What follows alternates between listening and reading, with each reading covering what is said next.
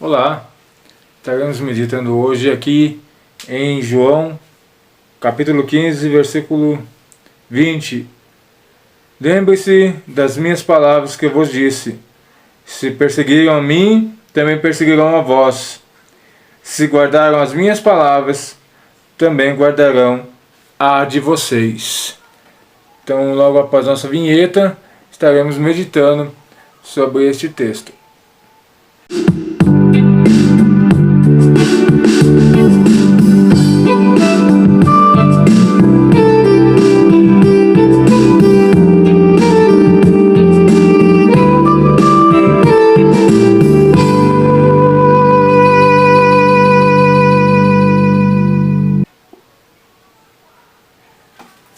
Devido aos acontecimentos a partir do dia 7 desse mês, onde teve aquela mega concentração de brasileiros no dia da independência, convocados pelos partidos pró-Bolsonaro, convocado por lideranças religiosas também.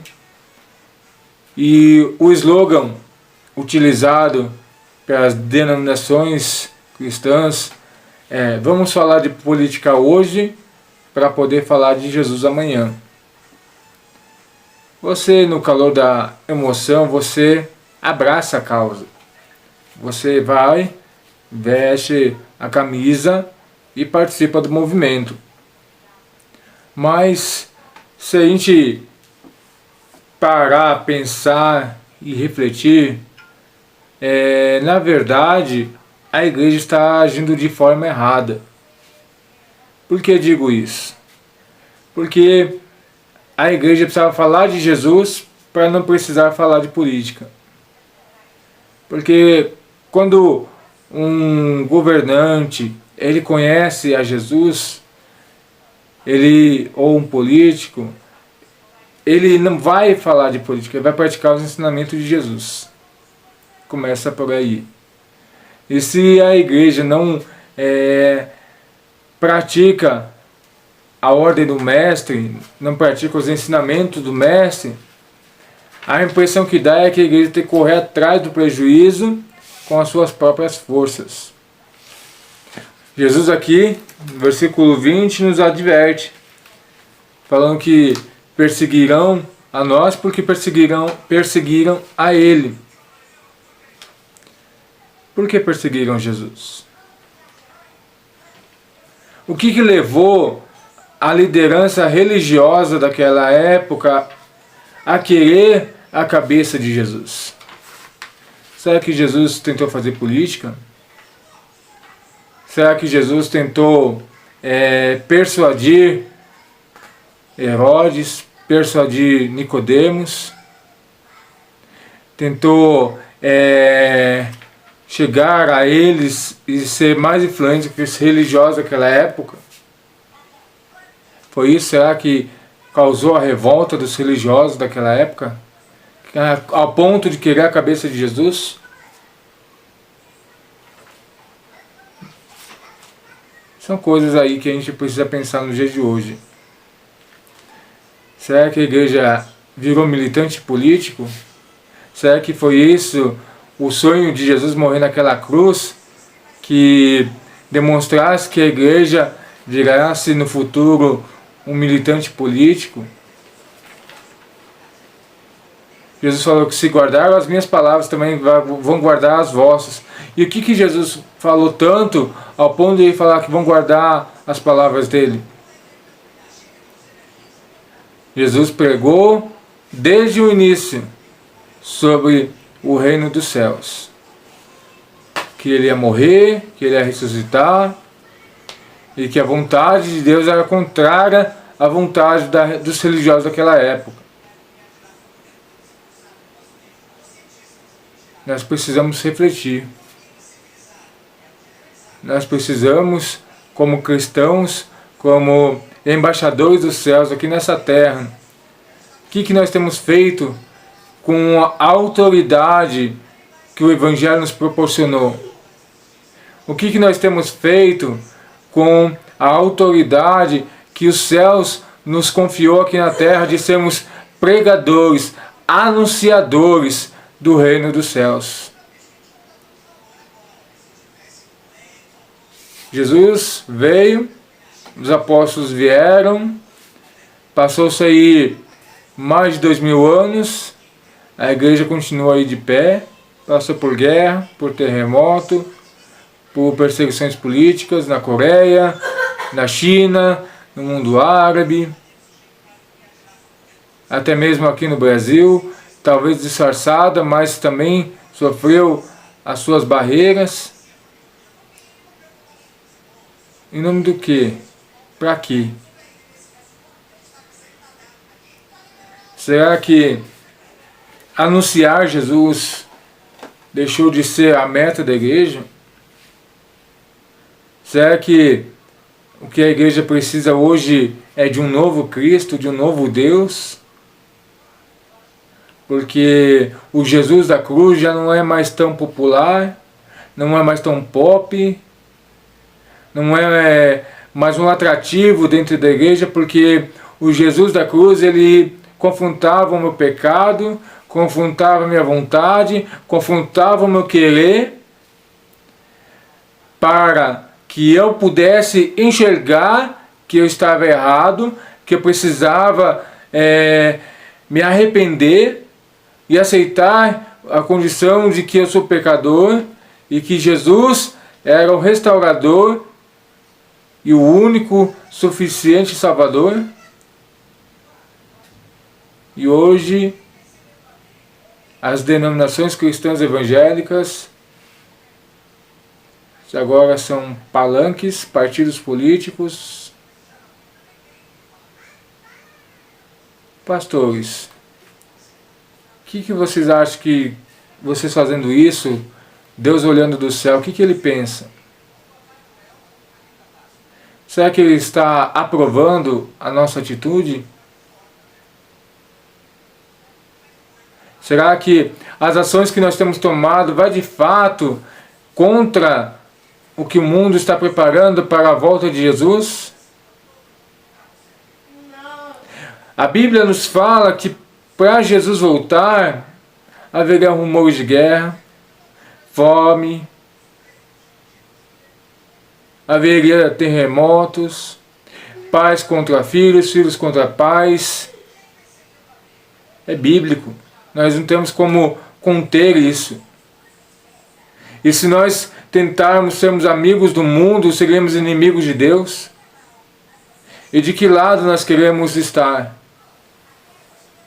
E de que lado a igreja de Jesus tem que estar? O noivo está voltando para buscar a sua noiva. Os dias estão sendo abreviados. A própria Bíblia fala que os dias do justo seriam abreviados. Se você olhar para o nosso calendário, parece que a Copa do Brasil foi ontem. Já vai para mais de 7 anos que aconteceu a Copa do Brasil. Por que estou falando da Copa do Brasil? Porque é uma data a qual todos nós, que temos um pouco mais aí de 9, 10 anos, vai se recordar. A pandemia já está acontecendo e vai para o seu 2º ano. Os tempos do justo estão se abreviando. O Mestre, o Senhor da Igreja, o Eu Sou, o Emmanuel, está voltando para buscar a sua igreja.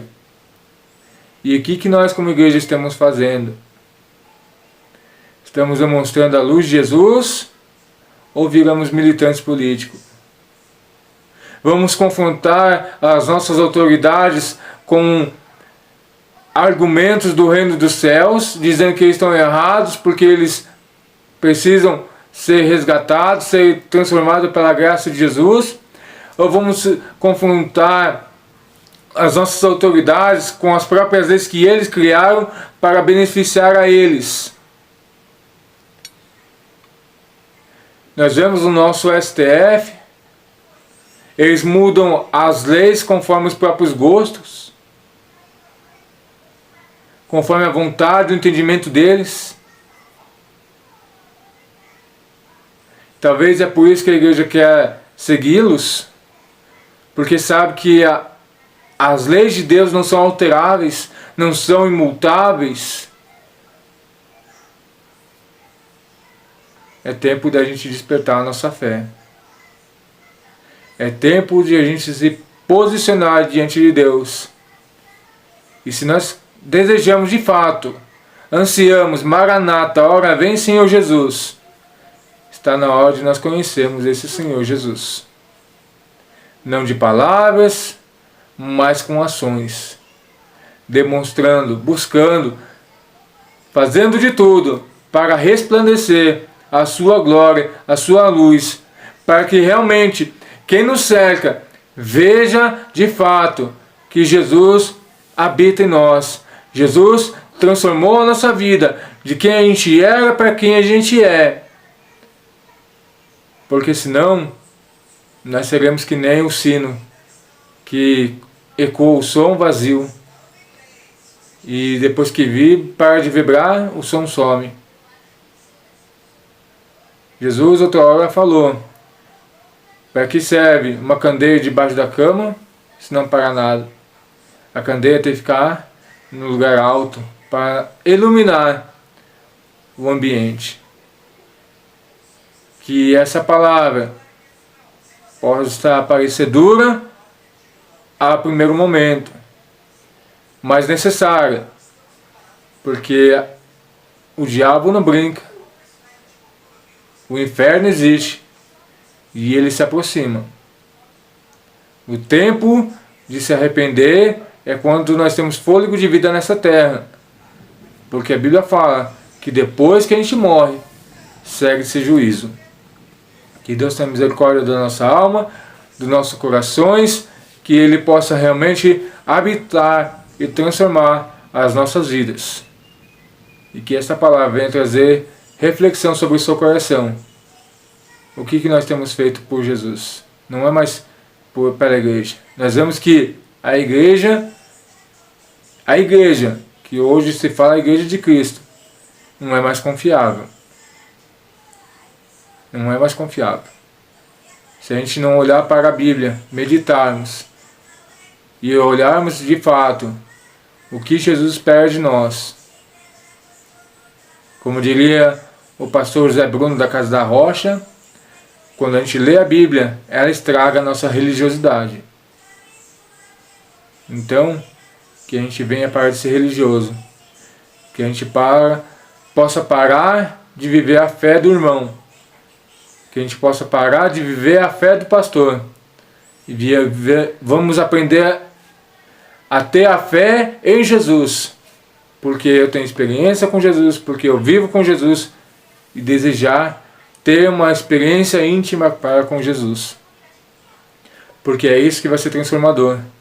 É isso que vai fazer a diferença no dia do julgamento final. A hora que Jesus voltar a buscar a sua igreja, é isso que vai fazer a diferença. Seguir Jesus, não de longe, mas de perto. Seguir Jesus sem medo de se errar ou de ser condenado. Pedro é a prova disso. Pedro é um homem impulsivo. Errava, falava que não ia negar Jesus, negou. Mas sabe por que Jesus amava Pedro? Por causa que ele era sincero. Jesus sabe que eu sou imperfeito, sabe que eu sou pecador, sabe que eu não vou morrer 100% santo, não vou morrer 100% restaurado, mas Ele decidiu me amar. Ele decidiu me amar primeiro, ao morrer naquela cruz. E o mínimo que eu posso fazer é morrer tentando seguir o Mestre. Então, alguns dias mais próximo, outros dias mais distante, mas em nenhum momento procurando apunhalá-lo pelas costas ou deixar de segui-lo. Que essa palavra venha ser transformadora em nossas vidas, em nome de Jesus. Que Deus os abençoe. Amém.